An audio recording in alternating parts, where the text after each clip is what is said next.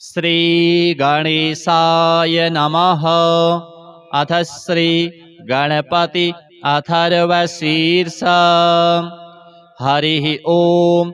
नमस्ते गणपतये त्वमेव प्रत्यक्षं तत्त्वमसि त्वमेव केवलं कर्तासि त्वमेव केवलं धर्तासि त्वमेव केवलं हर्तासि त्वमेव सर्वं खलविदं ब्रह्मासि त्वं साक्षादात्मासि नित्यं ऋतं वच्मि सत्यं वच्मि अवत्वं माम् अववक्तारम् अवश्रोतारम् अवदातारम् अवधातारम् अवानूचानमवशिष्यम् अवपश्चात्तात् अवपुरस्तात् अवोत्तरात्तात् अवदक्षिणात्तात् अवचोर्ध्वात्तात् अवाधरात्तात् सर्वतो मां पाहि पाहि समन्तात् त्वं वाङ्मयस्त्वं चिन्मयः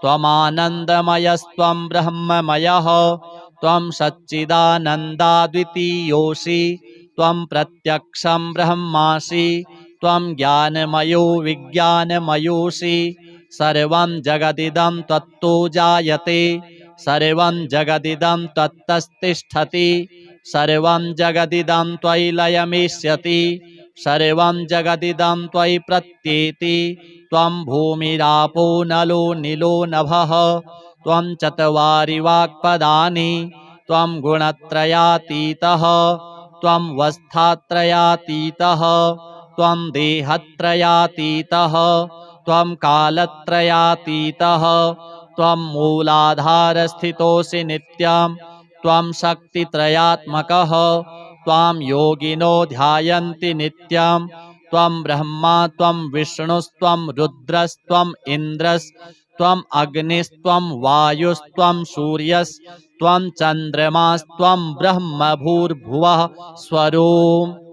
गणादिं पूर्वमुच्चार्य वर्णादिं तदनन्तरम् अनुस्वारः परतरः अर्धेन्दुलसितं तारेण ऋद्धम् एतत्तव मनुस्वरूपं गकारः पूर्वरूपम् अकारो मध्यमरूपम् अनुस्वारश्चान्त्यरूपं बिन्दुरुत्तररूपं नादः सन्धानं संहिता सन्धिः सैषा गणेशविद्या गणकऋषिः निश्चिद्गायत्री छन्दः गणपतिर्देवता।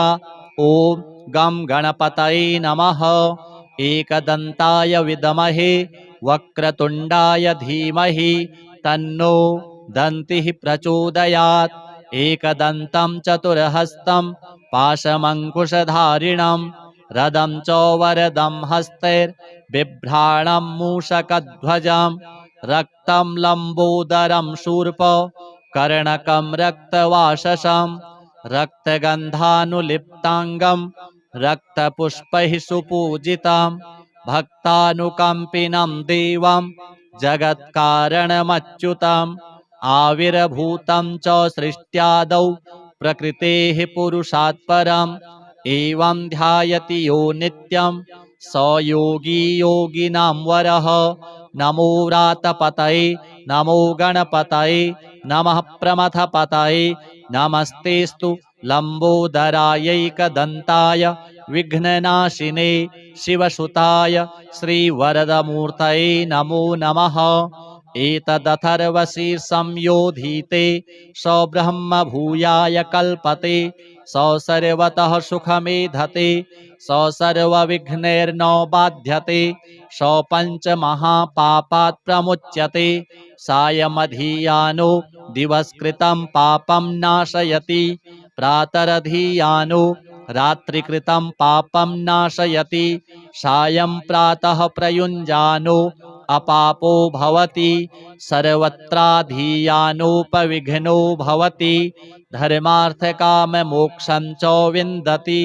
इदमथर्वशीर्षमशिष्याय न देयं यो यदि मोहाद्दास्यति स पापीयान् भवति सहस्रावर्तनाद्यं यं काममधीते तं तमनेन साधयेत् अनेन गणपतिमभिषिञ्चति स वाग्मी भवति चतुर्थ्यामनश्नं जपति स विद्यावान् भवति स यशोवान् भवति इत्यथर्वणवाक्यं ब्रह्माद्यावरणं विद्यात् न बिभेति कदाचनेति यो दूर्वाङ्कुरैर्यजति स वैश्रवणोपमो भवति यो लाजैर्यजति स यशोवान् भवति स मेधावान् भवति यो मोदकसहस्रेण यजति स वाञ्छितफलमवाप्नोति यः साध्यसमिद्भिर्यजति स सर्वं लभते स सर्वं लभते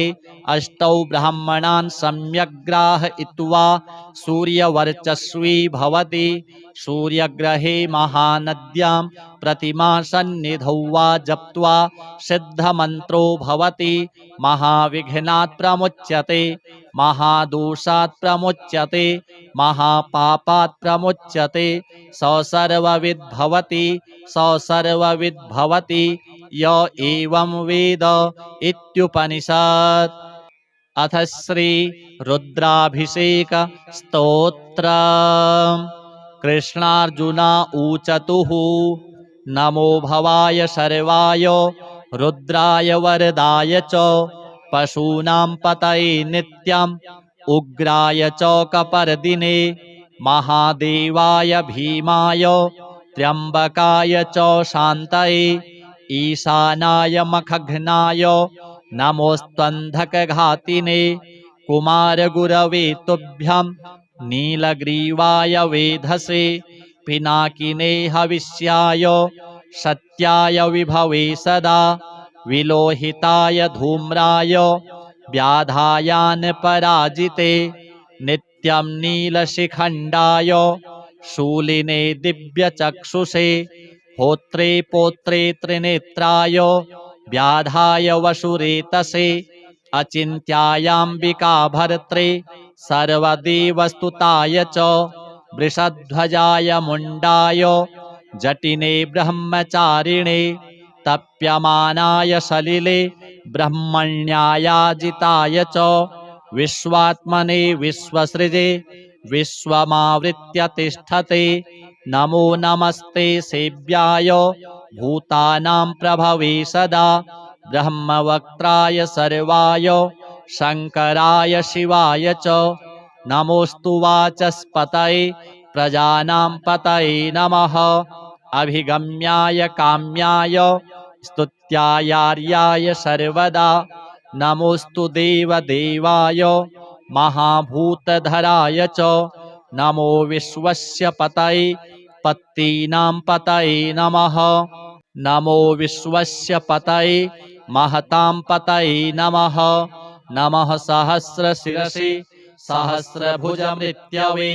सहस्रनेत्रपादाय नमो शङ्खीयकर्मणे नमो हिरण्यवर्णाय हिरण्यकवचाय च भक्तानुकम्पिने नित्यं सिद्ध्यतां नो वरः प्रभो। सञ्जय उवाच एवं स्तुत्वा महादेवं वासुदेवः सहार्जुनः प्रसादयामास भवं तदा ह्यस्त्रोपलब्धये।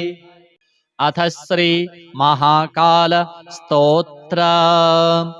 ओम महाकाल महाकाय महाकाल जगत्पते महाकाल महायोगिन् महाकाल नमोस्तुते महाकाल महादेव महाकाल महाप्रभो महाकाल महारुद्र महाकाल नमोस्तुते महाकाल महाज्ञान महाकाल तमोपहन् महाकाल महाकाल महाकाल नमोस्तुते भवाय च नमस्तुभ्यं सर्वाय च नमो नमः रुद्राय च नमस्तुभ्यं पशूनां पतये नमः उग्राय च नमस्तुभ्यं महादेवाय वै नमः भीमाय च नमस्तुभ्यं ईशानाय नमो नमः ईश्वराय नमस्तुभ्यं तत्पुरुषाय वै नमः सद्योजात नमस्तुभ्यं शुक्लवर्ण नमो नमः। अधः कालाग्निरुद्राय रुद्ररूपाय वै नमः। स्थित्युत्पत्तिलयानां च हेतुरूपाय वै नमः। परमेश्वररूपस्त्वं नील एवं नमोऽस्तुते। पवनाय नमस्तुभ्यं हुताशन नमोऽस्तुते। सोमरूप नमस्तुभ्यं सूर्यरूप नमोऽस्तुते। यजमान नमस्तुभ्यं आकाशाय नमो नमः। सर्वरूप नमस्तुभ्यं विश्वरूप नमोऽस्तुते। ब्रह्मरूप नमस्तुभ्यं विष्णुरूप नमोऽस्तुते। रुद्ररूप नमस्तुभ्यं महाकाल नमोऽस्तुते। स्थावराय नमस्तुभ्यं जंगमाय नमो नमः। नमः स्थावर जंगमाभ्यां शाश्वताय नमो नमः। हुं हुंकार नमस्तुभ्यं निष्कलाय नमो नमः। अनाद्यन्त महाकाल निर्गुणाय नमो नमः। प्रसीद मे नमो नित्यं मेघवर्ण नमोऽस्तुते। प्रसीद मे महेशान दिग्वासाय नमो नमः। ओम ह्रीं मायास्वरूपाय सच्चिदानंद तेजसे स्वाहा संपूर्ण मंत्राय सोहम हंसाय ते नमः। इत्येवं देवदेवस्य महाकालस्य भैरवी कीर्तितं पूजनं सम्यक् साधकानां सुखावहम्। अथ श्री शिवरक्षा स्तोत्र। अस्य श्री शिवरक्षा स्तोत्र मंत्रस्य याज्ञवल्क्य ऋषिः श्री सदाशिवो देवता अनुष्टुप् छन्दः। श्री सदाशिव प्रीत्यर्थं शिवरक्षा स्तोत्र जपे विनियोगः। चरितं देवदेवस्य महादेवस्य पावनम् अपारं परमोदारं चतुर्वर्गस्य साधनं। गौरी विनायकोपेतं पंचवक्त्रं त्रिनेत्रकं शिवं ध्यात्वा दशभुजं शिवरक्षां पठेन्नरः। गंगाधरः शिरः पातु भालम् अर्धेन्दुशेखरः। नयने मदनध्वंसी कर्णो सर्पविभूषण। घ्राणं पातु पुरारातिः मुखं पातु जगत्पतिः। जिह्वां वागीश्वरः पातु कंधरां शितिकंधरः। श्रीकंठः पातु मे कंठं स्कंधौ विश्वधुरंधरः। भुजौ भूभार संहर्ता करौ पातु पिनाकधृक्। हृदयं शंकरः पातु जठरं गिरिजापतिः। नाभिं मृत्युंजयः पातु कटिव्याघ्राजिनाम्बरः। शक्थिनी पातु दीनार्त शरणागतवत्सलः। ऊरू महेश्वरः पातु जानुनी जगदीश्वरः। जङ्घे पातु जगत्कर्ता गुल्फौ पातु गणाधिपः। चरणौ करुणा सिन्धुः सर्वाङ्गानि सदाशिवः। एतां शिवबलोपेतां रक्षां यः सुकृती पठेत् स भुक्त्वा सकलान् कामान् शिवसायुज्यमाप्नुयात्। ग्रहभूतपिशाचाद्यास्त्रैलोक्ये विचरन्ति ये दूरादाशु पलायन्ते शिवनामाभिरक्षणात्। अभयङ्करनामेदं कवचं पार्वतीपतेः। भक्त्या बिभर्ति यः कण्ठे तस्य वश्यं जगत्त्रयम्। इमां नारायणः स्वप्ने शिवरक्षां यथा दिशत्। प्रातरुत्थाय योगीन्द्रो याज्ञवल्क्यः तथा। अथ श्री गणपति अथर्वशीर्ष। हरिः ओम नमस्ते गणपतये। त्वमेव प्रत्यक्षं तत्त्वमसि। त्वमेव केवलं कर्तासि। त्वमेव केवलं धर्तासि।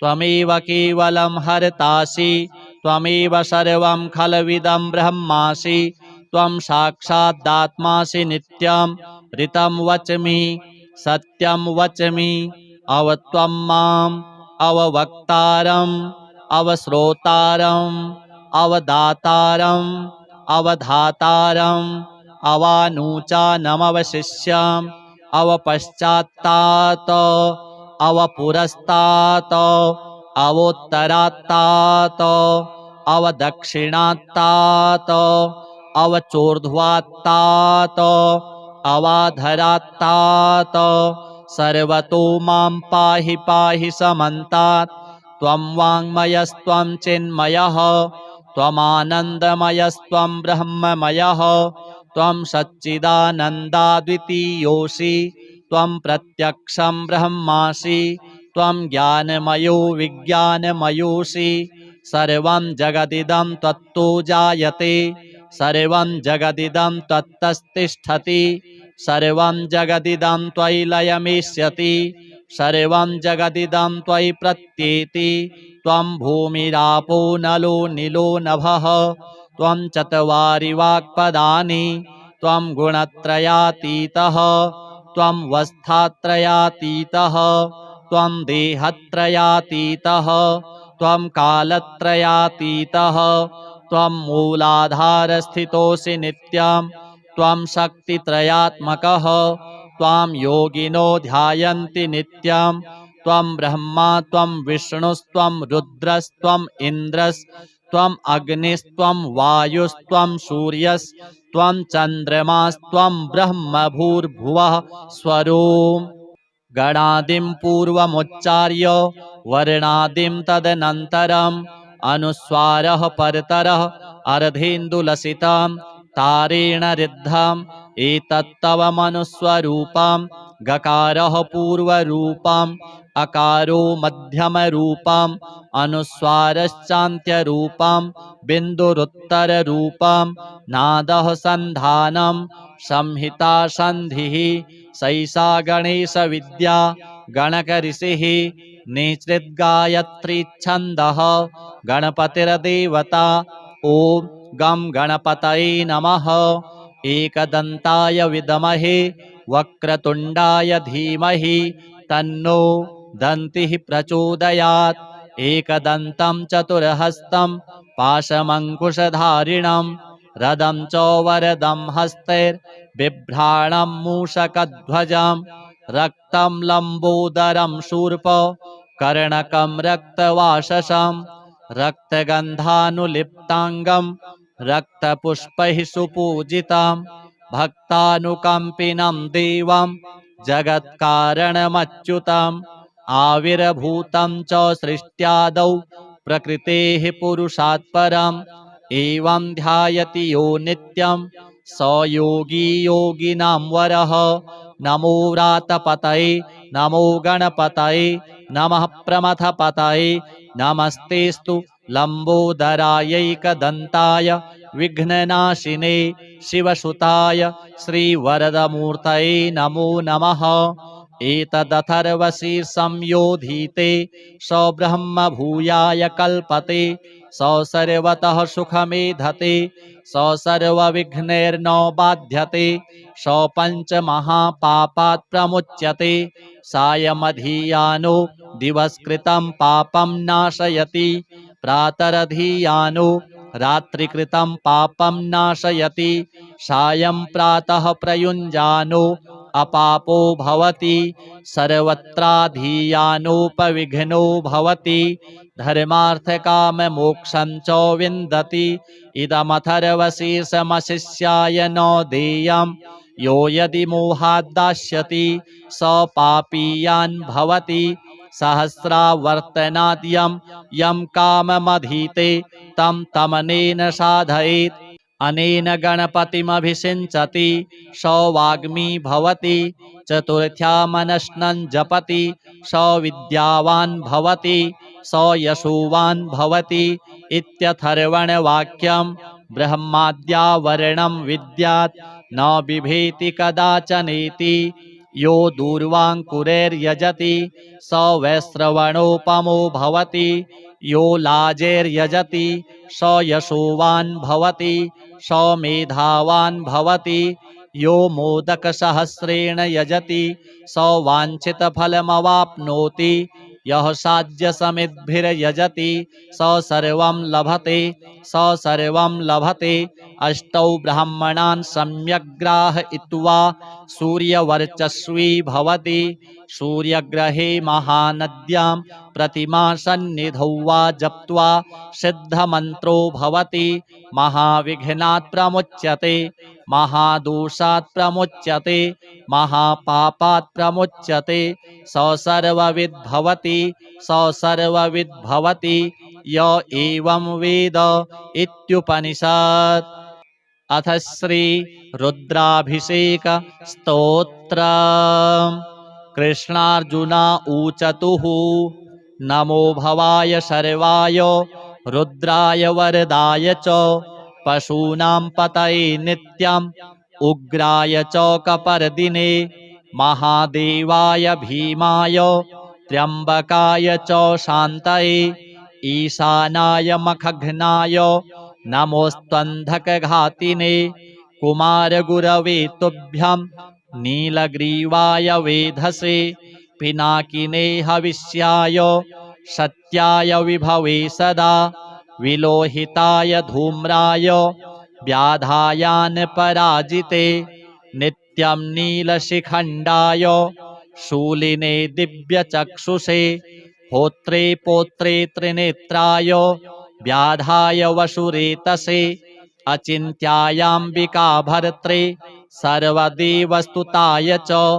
वृषध्वजाय मुण्डाय जटिने ब्रह्मचारिणे तप्यमानाय सलिले ब्रह्मण्यायाजिताय च विश्वात्मने विश्वसृजे विश्वमावृत्य तिष्ठते नमो नमस्ते सेव्याय भूतानां प्रभवे सदा ब्रह्मवक्त्राय सर्वाय शङ्कराय शिवाय च नमोऽस्तु वाचस्पतये प्रजानां पतये नमः अभिगम्याय काम्याय स्तुत्यायार्याय सर्वदा नमोऽस्तु देवदेवाय महाभूतधराय च नमो विश्वस्य पतये पत्तीनां पतये नमः नमो विश्वस्य पतये महतां पतये नमः नमः सहस्रशिरसि सहस्रभुजमृत्यवे सहस्रनेत्रपादाय नमो शङ्खीयकर्मणे नमो हिरण्यवर्णाय हिरण्यकवचाय च भक्तानुकम्पिने नित्यं सिद्ध्यतां नो वरः प्रभो। सञ्जय उवाच एवं स्तुत्वा महादेवं वासुदेवः सहार्जुनः प्रसादयामास भवं तदा ह्यस्त्रोपलब्धये। अथ श्री महाकाल स्तोत्र। ओम महाकाल महाकाय महाकाल जगत्पते महाकाल महायोगिन् महाकाल नमोस्तुते महाकाल महादेव महाकाल महाप्रभो महाकाल महारुद्र महाकाल नमोस्तुते महाकाल महाज्ञान महाकाल तमोपहन् महाकाल महाकाल महाकाल नमोस्तुते भवाय च नमस्तुभ्यं सर्वाय च नमो नमः रुद्राय च नमस्तुभ्यं पशूनां पतये नमः उग्राय च नमस्तुभ्यं महादेवाय वै नमः भीमाय च नमस्तुभ्यं ईशानाय नमो नमः ईश्वराय नमस्तुभ्यं तत्पुरुषाय वै नमः सद्योजात नमस्तुभ्यं शुक्लवर्ण नमो नमः अधः कालाग्निरुद्राय रुद्ररूपाय वै नमः स्थित्युत्पत्तिलयानां च हेतुरूपाय वै नमः परमेश्वररूपस्त्वं नील एवं नमोऽस्तु ते। पवनाय नमस्तुभ्यं हुताशन नमोऽस्तु ते। सोमरूप नमस्तुभ्यं सूर्यरूप नमोऽस्तु ते। यजमान नमस्तुभ्यं आकाशाय नमो नमः। सर्वरूप नमस्तुभ्यं विश्वरूप नमोऽस्तु ते। ब्रह्मरूप नमस्तुभ्यं विष्णुरूप नमोऽस्तु ते। रुद्ररूप नमस्तुभ्यं महाकाल नमोऽस्तु ते। स्थावराय नमस्तुभ्यं जंगमाय नमो नमः। नमः स्थावर जंगमाभ्यां शाश्वताय नमो नमः। हुं हुंकार नमस्तुभ्यं निष्कलाय नमो नमः। अनाद्यन्त महाकालो निर्गुणाय नमो नमः। प्रसीद मे नमो नित्यं मेघवर्ण नमोऽस्तु ते। प्रसीद मे महेशानो दिग्वासाय नमो नमः। ॐ ह्रीं मायास्वरूपाय सच्चिदानन्द तेजसे स्वाहा सम्पूर्णमन्त्राय सोऽहं हंसाय ते नमः। इत्येवं देवदेवस्य महाकालस्य भैरवी कीर्तितं पूजनं सम्यक् साधकानां सुखावहम्। अथ श्री शिवरक्षा स्तोत्र। अस्य श्री शिवरक्षा स्तोत्रमन्त्रस्य याज्ञवल्क्य ऋषिः श्री सदाशिवो देवता अनुष्टुप् छन्दः। श्री सदाशिव प्रीत्यर्थं शिवरक्षा स्तोत्रजपे विनियोगः। चरितं देवदेवस्य महादेवस्य पावनम् अपारं परमोदारं चतुर्वर्गस्य साधनं गौरीविनायकोपेतं पञ्चवक्त्रं त्रिनेत्रकं शिवं ध्यात्वा दशभुजं शिवरक्षां पठेन्नरः। गंगाधरः शिरः पातु भालम् अर्धेन्दुशेखरः। नयने मदनध्वंसी कर्णो सर्पविभूषणो। घ्राणं पातु पुरारातिः मुखं पातु जगत्पतिः। जिह्वां वागीश्वरः पातु कन्धरां शितिकन्धरः। श्रीकण्ठः पातु मे कण्ठं स्कन्धौ विश्वधुरन्धरः। भुजौ भूभारसंहर्ता करौ पातु पिनाकधृक्। हृदयं शङ्करः पातु जठरं गिरिजापतिः। नाभिं मृत्युञ्जयः पातु कटिव्याघ्राजिनाम्बरः। शक्थिनी पातु दीनार्तो शरणागतवत्सलः। ऊरू महेश्वरः पातु जानुनी जगदीश्वरः। जङ्घे पातु जगत्कर्ता गुल्फौ पातु गणाधिपः। चरणौ करुणासिन्धुः सर्वाङ्गानि सदाशिवः। एतां शिवबलोपेतां रक्षां यः सुकृती पठेत् स भुक्त्वा सकलान् कामान् शिवसायुज्यमाप्नुयात्। ग्रहभूतपिशाचाद्यास्त्रैलोक्ये विचरन्ति ये दूरादाशु पलायन्ते शिवनामाभिरक्षणात्। अभयङ्करनामेदं कवचं पार्वतीपतेः। भक्त्या बिभर्ति यः कण्ठे तस्य वश्यं जगत्त्रयम्। इमां नारायणः स्वप्ने शिवरक्षां यथा दिशत्। प्रातरुत्थाय योगीन्द्रो याज्ञवल्क्यः तत्। अथ श्री गणपति अथर्वशीर्ष। हरिः ॐ नमस्ते गणपतये त्वमेव प्रत्यक्षं तत्त्वमसि। त्वमेव केवलं कर्तासि त्वमेव केवलं धर्तासि त्वमेव केवलं हर्तासि। त्वमेव सर्वं खलविदं ब्रह्मासि। त्वं साक्षादात्मासि नित्यं ऋतं वच्मि सत्यं वच्मि।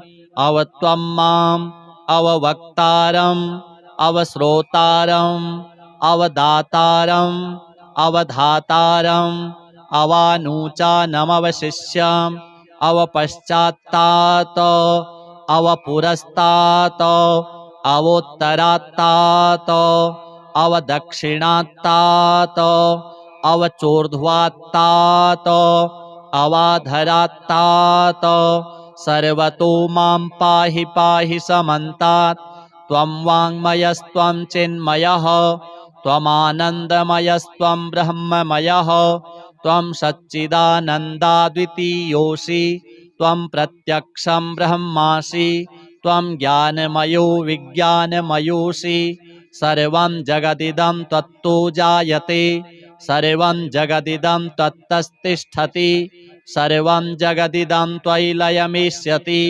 सर्वं जगदिदं त्वयि प्रत्येति त्वं भूमिरापो नलो नीलो नभः त्वं चत्वारि वाक्पदानि त्वं गुणत्रयातीतः त्वं वस्थात्रयातीतः त्वं देहत्रयातीतः त्वं कालत्रयातीतः त्वं मूलाधारस्थितोऽसि नित्यं त्वं शक्तित्रयात्मकः त्वां योगिनो ध्यायन्ति नित्यं त्वं ब्रह्मा त्वं विष्णुस्त्वं रुद्रस्त्वम् इन्द्रस्त्वम् अग्निस्त्वं वायुस्त्वं सूर्यस्त्वं चन्द्रमास्त्वं ब्रह्म भूर्भुवः स्वरोम् गणादिं पूर्वमुच्चार्य वर्णादिं तदनन्तरम् अनुस्वारः परतरः अर्धेन्दुलसितं तारेण रिद्धम् एतत्तव मनुस्वरूपं गकारः पूर्वरूपम्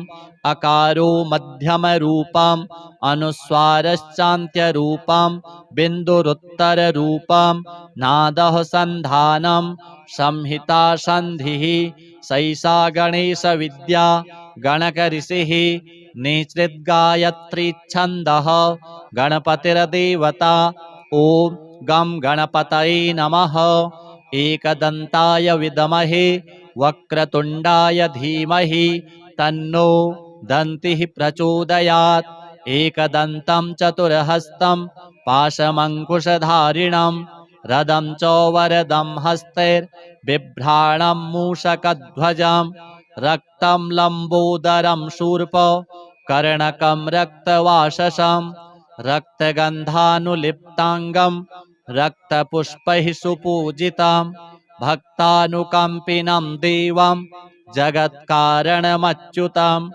आविर्भूतं च सृष्ट्यादौ प्रकृतेः पुरुषात् परम् एवं ध्यायति यो नित्यं स योगी योगिनां वरः नमो व्रातपतये नमो गणपतये नमः प्रमथपतये नमस्तेस्तु लम्बोदरायैकदन्ताय विघ्ननाशिने शिवसुताय श्रीवरदमूर्तये नमो नमः एतदथर्वशीर्षंयोधीते स ब्रह्म भूयाय कल्पते स सर्वतः सुखमेधते स सर्वविघ्नैर्न बाध्यते स पञ्चमहापापात् प्रमुच्यते सायमधीयानो दिवसकृतं पापं नाशयति प्रातरधीयानो रात्रिकृतं पापं नाशयति सायं प्रातः प्रयुञ्जानो अपापो भवति सर्वत्राधीयानोपविघ्नो भवति धर्मार्थकाममोक्षं च विन्दति इदमथर्वशीर्षमशिष्याय न देयं यो यदि मोहाद्दास्यति स पापीयान् भवति सहस्रावर्तनाद् यं काममधीते तं तमनेन साधयेत् अनेन गणपतिमभिषिञ्चति स वाग्मी भवति चतुर्थ्यामनश्नं जपति स विद्यावान् भवति स यशोवान् भवति इत्यथर्वणवाक्यं ब्रह्माद्यावरणं विद्यात् न बिभेति कदाचनेति यो दूर्वाङ्कुरैर्यजति स वैश्रवणोपमो भवति यो लाजैर्यजति स यशोवान् भवति स मेधावान् भवति यो मोदकसहस्रेण यजति स वाञ्छितफलमवाप्नोति यः साध्यसमिद्भिर्यजति स सर्वं लभते स सर्वं लभते। अष्टौ ब्राह्मणान् सम्यग्राहयित्वा सूर्यवर्चस्वी भवति। सूर्यग्रहे महानद्यां प्रतिमासन्निधौ वा जप्त्वा सिद्धमन्त्रो भवति। महाविघ्नात् प्रमुच्यते, महादोषात् प्रमुच्यते, महापापात् प्रमुच्यते। स सर्वविद् भवति, स सर्वविद् भवति य एवं वेद इत्युपनिषत्। अथ श्री रुद्राभिषेक स्तोत्र। कृष्णार्जुन ऊचतुः नमो भवाय शर्वाय रुद्राय वरदाय च पशूनां पतये नित्यम् उग्राय च कपर्दिने महादेवाय भीमाय त्र्यम्बकाय च शान्तये ईशानाय मखघ्नाय नमोऽस्त्वन्धकघातिने कुमारगुरवे तुभ्यं नीलग्रीवाय वेधसे पिनाकिने हविष्याय सत्याय विभवे सदा विलोहिताय धूम्राय व्याधायान् पराजिते नित्यं नीलशिखण्डाय शूलिने दिव्यचक्षुषे होत्रे पोत्रे त्रिनेत्राय व्याधाय वसुरेतसे अचिन्त्यायाम्बिका भर्त्रे सर्वदेवस्तुताय च वृषध्वजाय मुण्डाय जटिने ब्रह्मचारिणे तप्यमानाय सलिले ब्रह्मण्यायाजिताय च विश्वात्मने विश्वसृजे विश्वमावृत्य तिष्ठते नमो नमस्ते सेव्याय भूतानां प्रभवे सदा ब्रह्मवक्त्राय सर्वाय शङ्कराय शिवाय च नमोऽस्तु वाचस्पतये प्रजानां पतये नमः अभिगम्याय काम्याय स्तुत्यायार्याय सर्वदा नमोऽस्तु देवदेवाय महाभूतधराय च नमो विश्वस्य पतये पत्तीनां पतये नमः नमो विश्वस्य पतये महतां पतये नमः नमः सहस्रशिरसि सहस्रभुजमृत्यवे सहस्रनेत्रपादाय नमो शङ्खीयकर्मणे नमो हिरण्यवर्णाय हिरण्यकवचाय च भक्तानुकम्पिने नित्यं सिद्ध्यतां नो वरः प्रभो। सञ्जय उवाच एवं स्तुत्वा महादेवं वासुदेवः सहार्जुनः प्रसादयामास भवं तदा ह्यस्त्रोपलब्धये। अथ श्री महाकाल स्तोत्र। ॐ महाकाल महाकाय महाकाल जगत्पते महाकाल महायोगिन् महाकाल नमोस्तुते महाकाल महादेव महाकाल महाप्रभो महाकाल महारुद्र महाकाल नमोस्तुते महाकाल महाज्ञान महाकाल तमोपहन् महाकाल महाकाल महाकाल नमोस्तुते भवाय च नमस्तुभ्यं सर्वाय च नमो नमः रुद्राय च नमस्तुभ्यं पशूनां पतये नमः उग्राय च नमस्तुभ्यं महादेवाय वै नमः भीमाय च नमस्तुभ्यं ईशानाय नमो नमः ईश्वराय नमस्तुभ्यं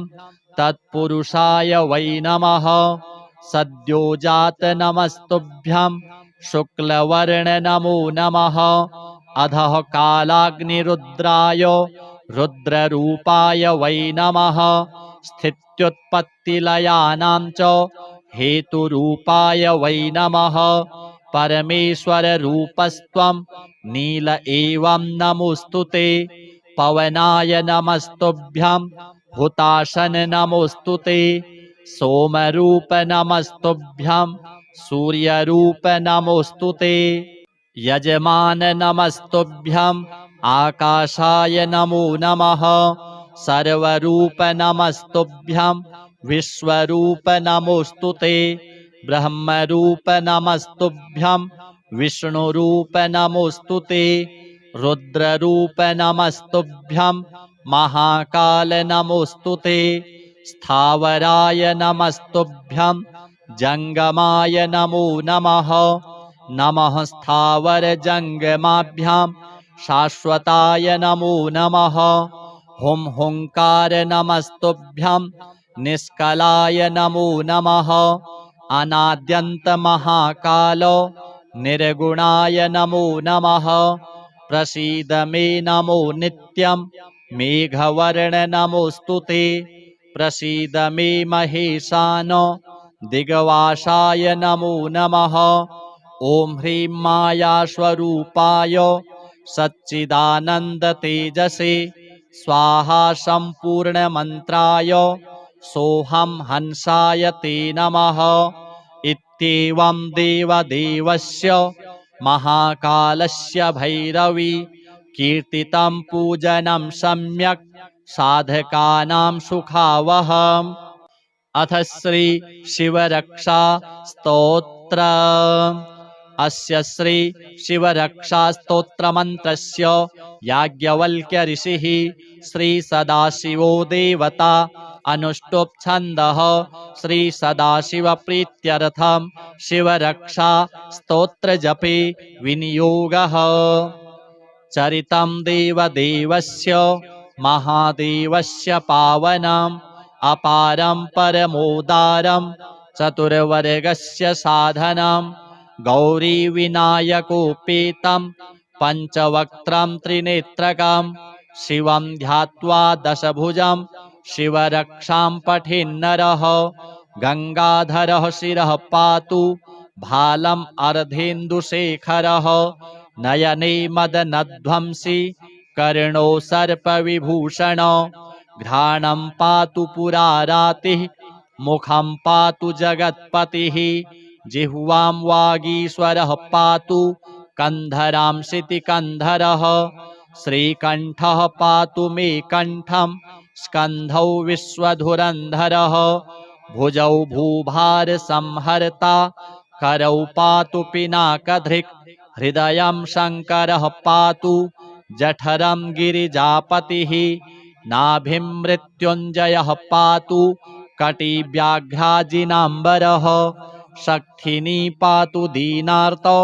शरणागतवत्सलः ऊरू महेश्वरः पातु जानुनी जगदीश्वरः जङ्घे पातु जगत्कर्ता गुल्फौ पातु गणाधिपः चरणौ करुणासिन्धुः सर्वाङ्गानि सदाशिवः एतां शिवबलोपेतां रक्षां यः सुकृती पठेत् स भुक्त्वा सकलान् कामान् शिवसायुज्यमाप्नुयात् ग्रहभूतपिशाचाद्यास्त्रैलोक्ये विचरन्ति ये दूरादाशु पलायन्ते शिवनामाभिरक्षणात् अभयङ्करनामेदं कवचं पार्वतीपतेः भक्त्या बिभर्ति यः कण्ठे तस्य वश्यं जगत्त्रयम् इमां नारायणः स्वप्ने शिवरक्षां यथा दिशत् प्रातरुत्थाय योगीन्द्रो याज्ञवल्क्यः तथा लिखत् अथ श्री गणपति अथर्वशीर्ष हरिः ॐ नमस्ते गणपतये त्वमेव प्रत्यक्षं तत्त्वमसि त्वमेव केवलं कर्तासि त्वमेव केवलं धर्तासि त्वमेव केवलं हर्तासि त्वमेव सर्वं खलविदं ब्रह्मासि त्वं साक्षादात्मासि नित्यं ऋतं वच्मि सत्यं वच्मि अवत्वं माम् अववक्तारम् अवश्रोतारम् अवदातारम् अवधातारम् अवानूचानमवशिष्यम् अवपश्चात्तात् अवपुरस्तात् अवोत्तरात्तात् अवदक्षिणात्तात् अवचोर्ध्वात्तात् अवाधरात्तात् सर्वतो मां पाहि पाहि समन्तात् त्वं वाङ्मयस्त्वं चिन्मयः त्वमानन्दमयस्त्वं ब्रह्ममयः त्वं सच्चिदानन्दाद्वितीयोऽसि त्वं प्रत्यक्षं ब्रह्मासि त्वं ज्ञानमयो विज्ञानमयोऽसि सर्वं जगदिदं त्वत्तो जायते सर्वं जगदिदं त्वत्तस्तिष्ठति सर्वं जगदिदं त्वयि लयमिष्यति सर्वं जगदिदं त्वयि प्रत्येति त्वं भूमिरापो नलो नीलो नभः त्वं चत्वारि वाक्पदानि त्वं गुणत्रयातीतः त्वं वस्थात्रयातीतः त्वं देहत्रयातीतः त्वं कालत्रयातीतः त्वं मूलाधारस्थितोऽसि नित्यं त्वं शक्तित्रयात्मकः त्वां योगिनो ध्यायन्ति नित्यं त्वं ब्रह्मा त्वं विष्णुस्त्वं रुद्रस्त्वम् इन्द्रस्त्वम् अग्निस्त्वं वायुस्त्वं सूर्यस्त्वं चन्द्रमास्त्वं ब्रह्म भूर्भुवः स्वरोम् गणादिं पूर्वमुच्चार्य वर्णादिं तदनन्तरम् अनुस्वारः परतरः अर्धेन्दुलसितं तारेण रिद्धम् एतत्तव मनुस्वरूपं गकारः पूर्वरूपम् अकारो मध्यमरूपम् अनुस्वारश्चान्त्यरूपं बिन्दुरुत्तररूपं नादः सन्धानं संहिता सन्धिः सैषा गणेशविद्या गणकऋषिः निश्चिद्गायत्रीच्छन्दः गणपतिर्देवता ॐ गं गणपतये नमः एकदन्ताय विद्महे वक्रतुण्डाय धीमहि तन्नो दन्तिः प्रचोदयात् एकदन्तं चतुर्हस्तं पाशमङ्कुशधारिणं रदं च वरदं हस्तैर्बिभ्राणं मूषकध्वजं रक्तं लम्बोदरं शूर्प कर्णकं रक्तवाससं रक्तगन्धानुलिप्ताङ्गं रक्तपुष्पैः सुपूजितं भक्तानुकम्पिनं देवं जगत्कारणमच्युतम् आविर्भूतं च सृष्ट्यादौ प्रकृतेः पुरुषात् परम् एवं ध्यायति यो नित्यं स योगी योगिनां वरः नमो व्रातपतये नमो गणपतये नमः प्रमथपतये नमस्तेस्तु लम्बोदरायैकदन्ताय विघ्ननाशिने शिवसुताय श्रीवरदमूर्तये नमो नमः एतदथर्वशीर्षं योधीते स ब्रह्म भूयाय कल्पते स सर्वतः सुखमेधते स सर्वविघ्नैर्न बाध्यते स पञ्चमहापापात् प्रमुच्यते सायमधीयानो दिवसकृतं पापं नाशयति प्रातरधीयानो रात्रिकृतं पापं नाशयति सायं प्रातः प्रयुञ्जानो अपापो भवति सर्वत्राधीयानोपविघ्नो भवति धर्मार्थकाममोक्षं च विन्दति इदमथर्वशीर्षमशिष्याय न देयं यो यदि मोहाद्दास्यति स पापीयान् भवति सहस्रावर्तनाद् यं काममधीते तं तमनेन साधयेत् अनेन गणपतिमभिषिञ्चति स वाग्मी भवति चतुर्थ्यामनश्नं जपति स विद्यावान् भवति स यशोवान् भवति इत्यथर्वणवाक्यं ब्रह्माद्यावरणं विद्यात् न बिभेति कदाचनेति यो दूर्वाङ्कुरैर्यजति स वैश्रवणोपमो भवति यो लाजैर्यजति स यशोवान् भवति स मेधावान् भवति यो मोदकसहस्रेण यजति स वाञ्छितफलमवाप्नोति यः साध्यसमिद्भिर्यजति स सर्वं लभते अष्टौ ब्राह्मणान् सम्यग्राहयित्वा सूर्यवर्चस्वी भवति। सूर्यग्रहे महानद्यां प्रतिमासन्निधौ वा जप्त्वा सिद्धमन्त्रो भवति। महाविघ्नात् प्रमुच्यते, महादोषात् प्रमुच्यते, महापापात् प्रमुच्यते। स सर्वविद् भवति, स सर्वविद् भवति य एवं वेद इत्युपनिषत्। अथ श्री रुद्राभिषेक स्तोत्र। कृष्णार्जुन ऊचतुः।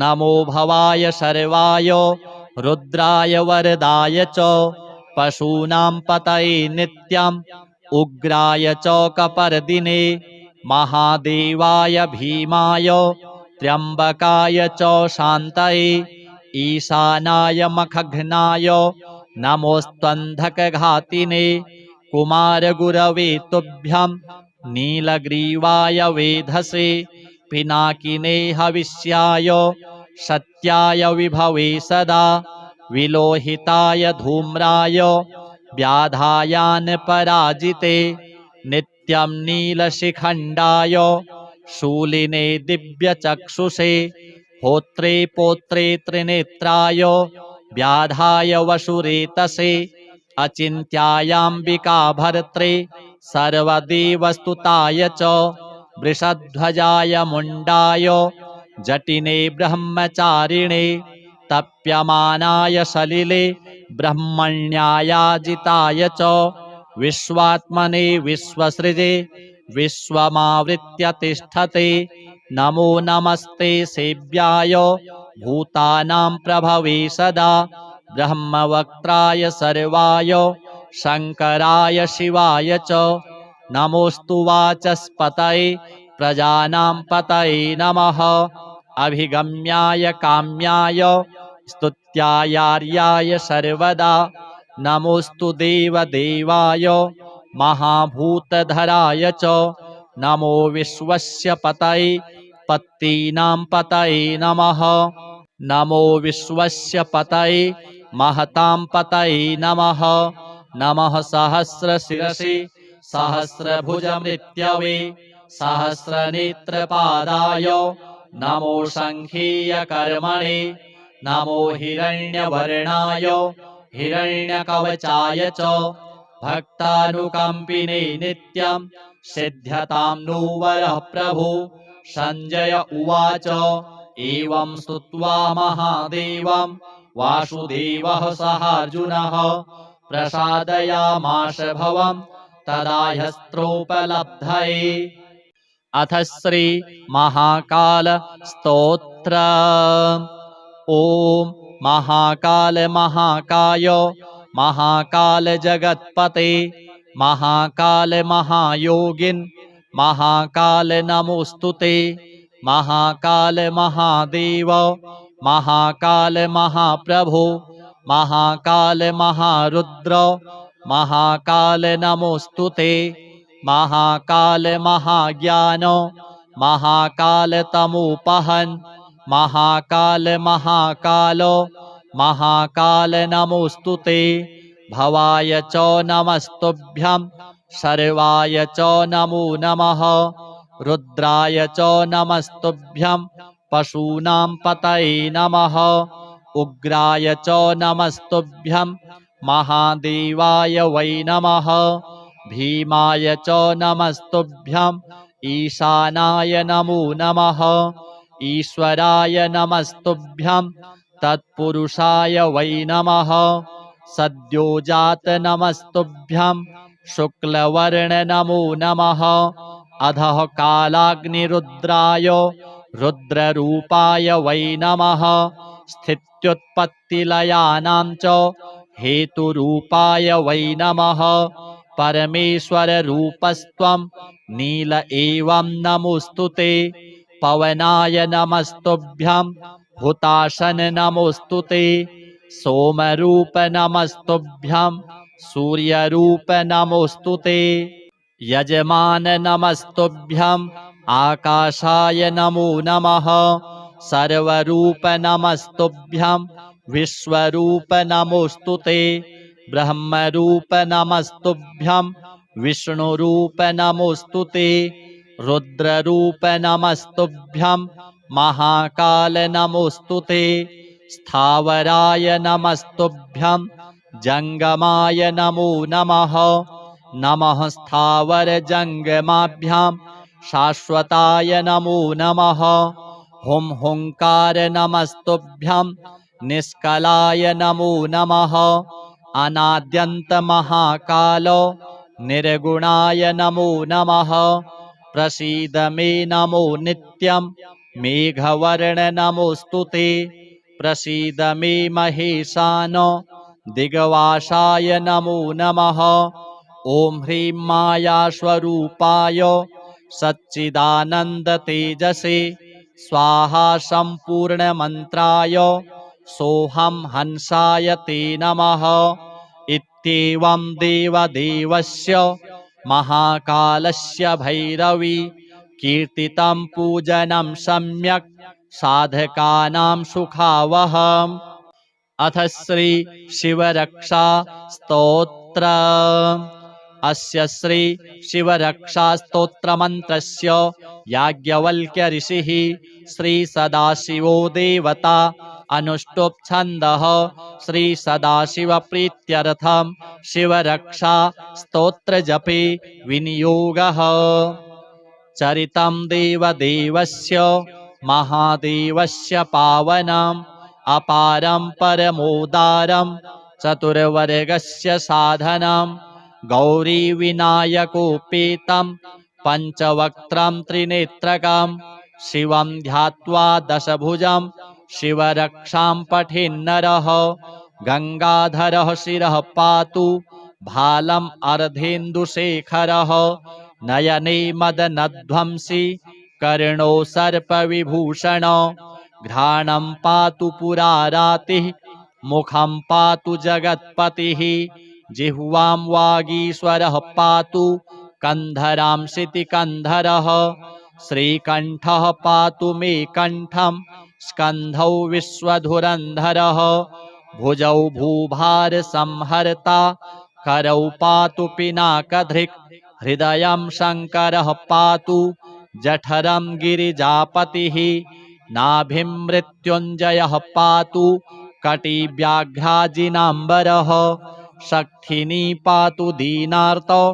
शरणागतवत्सलः ऊरू महेश्वरः पातु जानुनी जगदीश्वरः जङ्घे पातु जगत्कर्ता गुल्फौ पातु गणाधिपः चरणौ करुणासिन्धुः सर्वाङ्गानि सदाशिवः एतां शिवबलोपेतां रक्षां यः सुकृती पठेत् स भुक्त्वा सकलान् कामान् शिवसायुज्यमाप्नुयात् ग्रहभूतपिशाचाद्यास्त्रैलोक्ये विचरन्ति ये दूरादाशु पलायन्ते शिवनामाभिरक्षणात् अभयङ्करनामेदं कवचं पार्वतीपतेः भक्त्या बिभर्ति यः कण्ठे तस्य वश्यं जगत्त्रयम् इमां नारायणः स्वप्ने शिवरक्षां यथा दिशत् प्रातरुत्थाय योगीन्द्रो याज्ञवल्क्यः अथ श्री गणपति अथर्वशीर्ष हरिः ॐ नमस्ते गणपतये त्वमेव प्रत्यक्षं तत्त्वमसि त्वमेव केवलं कर्तासि त्वमेव केवलं धर्तासि त्वमेव केवलं हर्तासि त्वमेव सर्वं खलविदं ब्रह्मासि त्वं साक्षादात्मासि नित्यं ऋतं वच्मि सत्यं वच्मि अवत्वं माम् अववक्तारम् अवश्रोतारम् अवदातारम् अवधातारम् अवानूचानमवशिष्यम् अवपश्चात्तात् अवपुरस्तात् अवोत्तरात्तात् अवदक्षिणात्तात् अवचोर्ध्वात्तात् अवाधरात्तात् सर्वतो मां पाहि पाहि समन्तात् त्वं वाङ्मयस्त्वं चिन्मयः त्वमानन्दमयस्त्वं ब्रह्ममयः त्वं सच्चिदानन्दाद्वितीयोऽसि त्वं प्रत्यक्षं ब्रह्मासि त्वं ज्ञानमयो विज्ञानमयोऽसि सर्वं जगदिदं त्वत्तो जायते सर्वं जगदिदं त्वत्तस्तिष्ठति सर्वं जगदिदं त्वयि लयमिष्यति सर्वं जगदिदं त्वयि प्रत्येति त्वं भूमिरापो नलो नीलो नभः त्वं चत्वारि वाक्पदानि त्वं गुणत्रयातीतः त्वं वस्थात्रयातीतः त्वं देहत्रयातीतः त्वं कालत्रयातीतः त्वं मूलाधारस्थितोऽसि नित्यं त्वं शक्तित्रयात्मकः त्वां योगिनो ध्यायन्ति नित्यं त्वं ब्रह्मा त्वं विष्णुस्त्वं रुद्रस्त्वम् इन्द्रस्त्वम् अग्निस्त्वं वायुस्त्वं सूर्यस्त्वं चन्द्रमास्त्वं ब्रह्म भूर्भुवः स्वरोम् गणादिं पूर्वमुच्चार्य वर्णादिं तदनन्तरम् अनुस्वारः परतरः अर्धेन्दुलसितं तारेण रिद्धम् एतत्तवमनुस्वरूपं गकारः पूर्वरूपम् अकारो मध्यमरूपम् अनुस्वारश्चान्त्यरूपं बिन्दुरुत्तररूपं नादः सन्धानं संहिता सन्धिः सैषा गणेशविद्या गणकऋषिः निश्चिद्गायत्रीच्छन्दः गणपतिर्देवता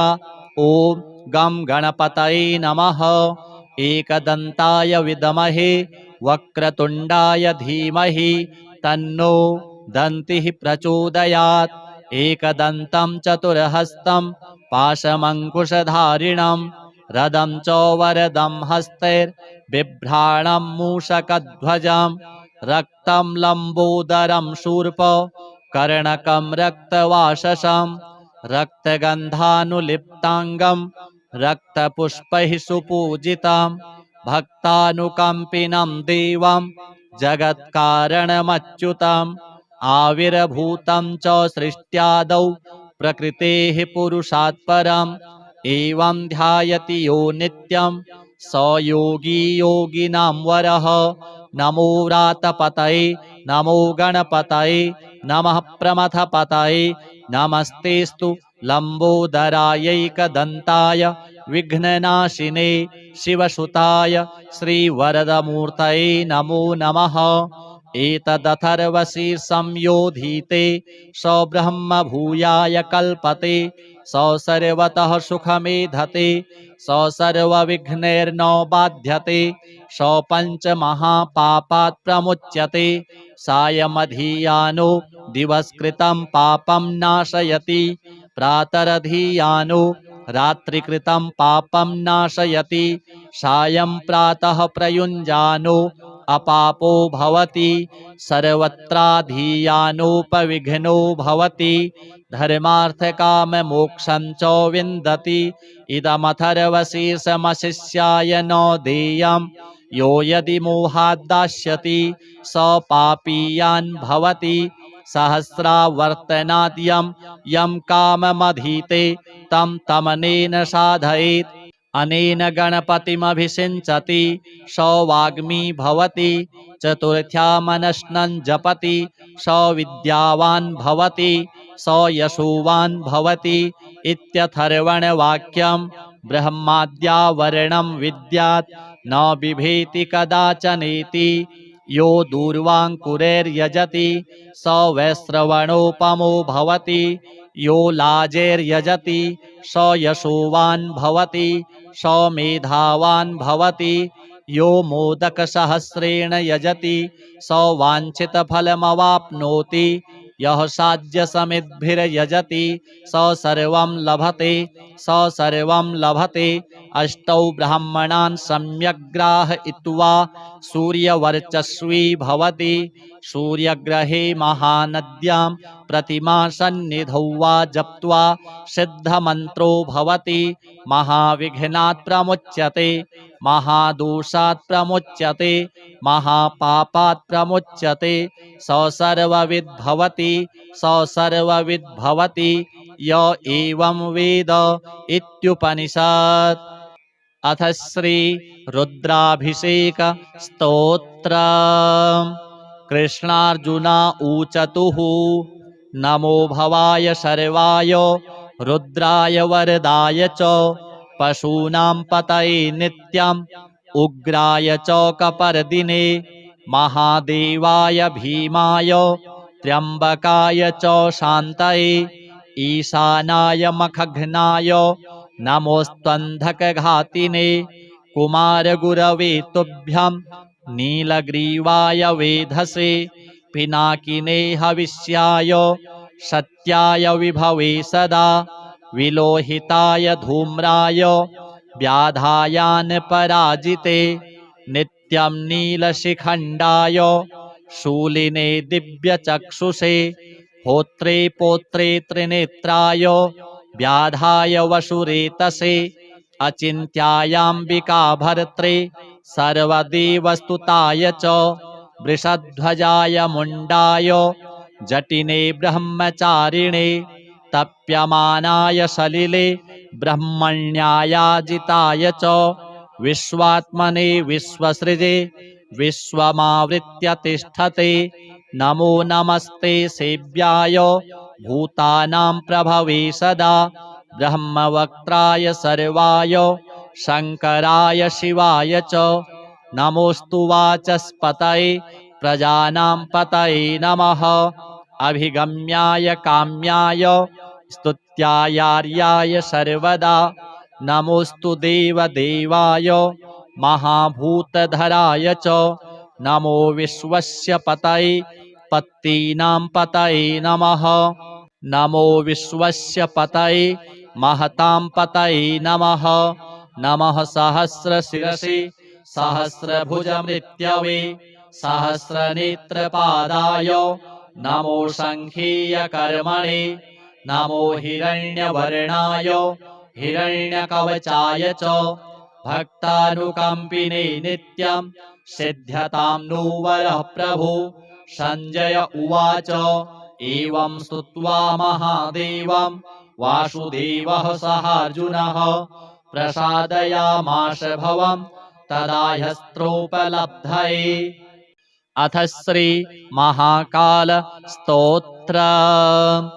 ॐ महाकाल महाकाय महाकाल जगत्पते महाकाल महायोगिन् महाकाल नमोस्तुते महाकाल महादेव महाकाल महाप्रभो महाकाल महारुद्र महाकाल नमोस्तुते महाकाल महाज्ञान महाकाल तमोपहन् महाकाल महाकाल महाकाल नमोस्तुते भवाय च नमस्तुभ्यं सर्वाय च नमो नमः रुद्राय च नमस्तुभ्यं पशूनां पतये नमः उग्राय च नमस्तुभ्यं महादेवाय वै नमः भीमाय च नमस्तुभ्यं ईशानाय नमो नमः ईश्वराय नमस्तुभ्यं तत्पुरुषाय वै नमः सद्योजात नमस्तुभ्यं शुक्लवर्ण नमो नमः अधः कालाग्निरुद्राय रुद्ररूपाय वै नमः स्थित्युत्पत्तिलयानां च हेतुरूपाय वै नमः परमेश्वररूपस्त्वं नील एवं नमोस्तुते पवनाय नमस्तुभ्यं हुताशन नमोस्तुते सोमरूप नमस्तुभ्यं सूर्यरूप नमोस्तुते यजमान नमस्तुभ्यं आकाशाय नमो नमः सर्वरूप नमस्तुभ्यं विश्वरूप नमोस्तुते ब्रह्मरूप नमस्तुभ्यं विष्णुरूप नमोस्तुते रुद्ररूप नमस्तुभ्यं महाकाल नमोस्तुते स्थावराय नमस्तुभ्यं जंगमाय नमो नमः नमः स्थावर जंगमाभ्यां शाश्वताय नमो नमः हुं हुंकार नमस्तुभ्यं निष्कलाय नमो नमः अनाद्यंत महाकालो निर्गुणाय नमो नमः प्रसीद मे नमो नित्यं मेघवर्ण नमोस्तुते प्रसीद मे महेशानो दिग्वासाय नमो नमः ओम ह्रीं माया स्वरूपाय सच्चिदानंद तेजसे स्वाहा संपूर्ण मंत्राय सोहम हंसाय ते नमः इत्येवं देवदेवस्य महाकालस्य भैरवी कीर्तितं पूजनं सम्यक् साधकानां सुखावहम्। अथ श्री शिवरक्षा स्तोत्र। अस्य श्री शिवरक्षा स्तोत्र मंत्रस्य याज्ञवल्क्य ऋषिः श्री सदाशिवो देवता अनुष्टुप् छन्दः श्री सदाशिव प्रीत्यर्थं शिवरक्षा स्तोत्र जपे विनियोगः। चरितं देवदेवस्य महादेवस्य पावनम् अपारं परमोदारं चतुर्वर्गस्य साधनं गौरी विनायकोपेतं पंचवक्त्रं त्रिनेत्रकं शिवं ध्यात्वा दशभुजं शिवरक्षां पठेन्नरः गंगाधरः शिरः पातु भालम् अर्धेन्दुशेखरः नयने मदनध्वंसी कर्णो सर्पविभूषणो घ्राणं पातु पुरारातिः मुखं पातु जगत्पतिः जिह्वां वागीश्वरः पातु कंधरां शितिकंधरः श्रीकंठः पातु मे कंठं स्कंधौ विश्वधुरंधरः भुजौ भूभार संहर्ता करौ पातु पिनाकधृक् हृदयं शंकरः पातु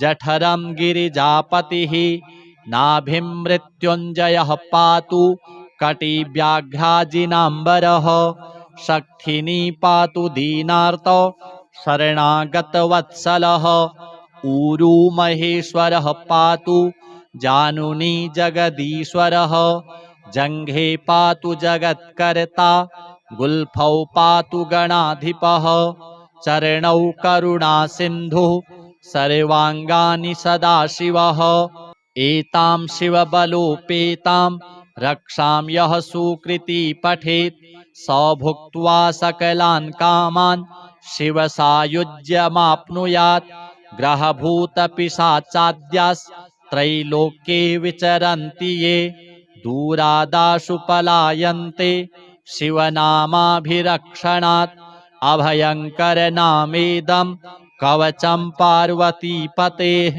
भक्त्या बिभर्ति यः कंठे तस्य वश्यं जगत्त्रयम् इमां नारायणः स्वप्ने शिवरक्षां यथा दिशत् प्रातरुत्थाय योगीन्द्रो याज्ञवल्क्यः तथा लिखत्